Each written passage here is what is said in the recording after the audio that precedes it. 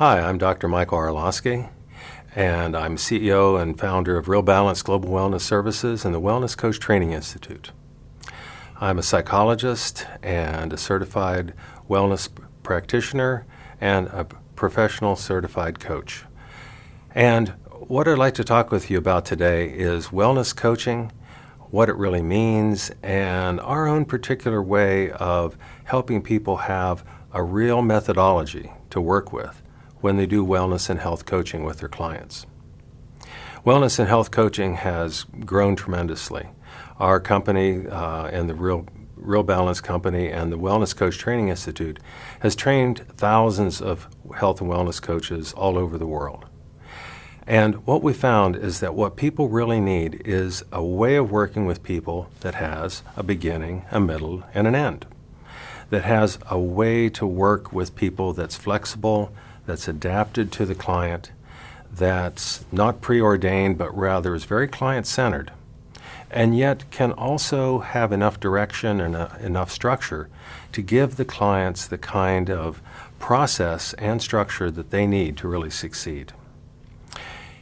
It's really kind of a 5-part process, and it starts out with what we call assessment and exploration. This is the classic thing in wellness we talk about all the time, taking stock of your wellness, getting a really clear picture of where you're at. We call it Wellness Mapping 360 because we're talking about 360 degrees, looking at your entire life. And we're talking about a mapping process because people need to get where they want to go. And following a plan is the best way to get there. So we start out with this exploration process. Rather than saying, what's wrong and how can we fix it? We're going to say, what's possible? What do we need to look at here? And we're going to help that person get a real clear picture of what their life is like. What's their health status?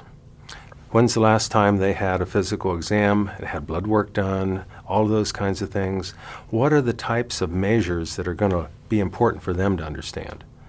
For one person, it might be a measure of their stress in their life. For another person, it might be looking at weight, it might be looking at cholesterol levels, it might be looking at percent body fat or something like that. But it's also taking stock of your sources of support. How isolated or how connected are you? It's looking at your whole life. One of the things about wellness that people really need to understand is it's not just diet and exercise. It's also your connection to the world around you. It's the people that support you in your life. It's your own sense of personal meaning or purpose or spirituality. It's all of these things. So we often use simple tools to help people figure that out, or maybe a more complex tool like a health risk assessment if that's something available. One way or another, we help the person get a really clear picture of what their life is like, a real clear image of where you're at right now. Then we help them with a process of imagining where they'd like to be, creating what I like to call a well-life vision. And that well-life vision really helps a person see where they want to be. Then it's a process of, okay, here's where you are, here's where you want to be. What's got to change for you to get there? That becomes the areas we want to focus on with the goals underneath those and the action steps underneath those that create the wellness map or plan. And co-creating that map or plan is the second step in this 5-stage process. Co-creating it's really important here. Now, some kind of wellness program that already tells people how to exercise and what to eat, that's wellness, but it's not wellness coaching. Wellness coaching is very client-centered. We're going to have the client determining what are going to be the components of this wellness plan. But we're not going to leave them alone to do it. We're going to co-create it. We're going to show them how it can work and help them establish a plan. The old axiom that, failing to plan is planning to fail is so true. So many times people launch their wellness journey thinking, okay, I've got a lot of willpower and I'm going to try it, I'm going to go for it. But without a real plan, they don't get very far. So we've got a plan together now, and the other piece of this that isn't really one of the stages but is critical is we've already established an alliance. We're working together not as expert and learner, but as allies. I'm going to work with my client in a way where we're there side by side, shoulder to shoulder, climbing the mountain together. Now, once we've got this plan set up, it's about the accountability and support to get it done. We're going to help that client by providing support through our relationship, like I was saying, that ongoing relationship. Coaching is not just one-time consultation. It's working in an ongoing relationship. And once we've got that plan in place together, that support is going to come from the coach, but we're also going to help them consciously find out how can they increase support in the rest of their lives. Who and what else can give them support in their lives. Make it a conscious process. I've really come to learn that that's one of the most important things we can do with people. And then there's the accountability piece. That's really what put coaching on the map. People have all kind of ideas of things they'd like to do, but do they follow through and get them done? Do you find that round to it, that you finally, get around to it and get it done? Well, in coaching, we help that person create agreements with themselves, really, to hold themselves accountable to themselves. And we assist them in that process. They're not accountable to us. I'm not like a supervisor or a boss or a drill sergeant or anybody else in that person's life. I'm their ally. Now, maybe what helps them be accountable is they're going to talk about it at their next coaching session.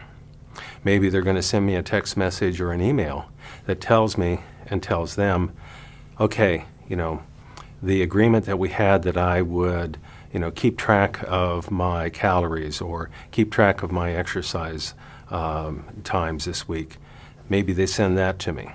There's various ways that we can create accountability, but having it really ensures that people get things done. As we're doing that, we're setting up different action steps, and we're basing the decision of what to make action steps around the whole readiness for change theory.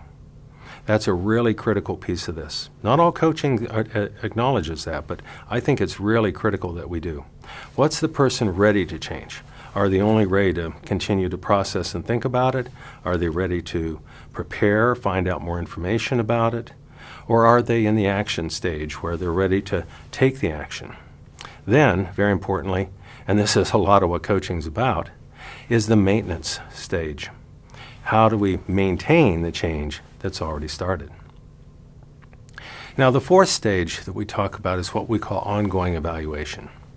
And that means a couple of things. It means, number one, we're going to evaluate the coaching. Is it working? Is the way we're working together being effective, or does it need to be improved? The other part of that is, what are the measures that we're looking at for progress, the indicators of success that are part of our wellness plan? That is, are you accomplishing what you want to accomplish? Is it working for you? If not, maybe we need to change course. We need to adjust things. We need to, maybe even focus on different areas that start to emerge as even more important. One way or another, we're going to help that person to look at and evaluate their progress. The feedback they get is critical to their motivation. The other thing that comes up in this stage is the way that they're changing affects the world around them.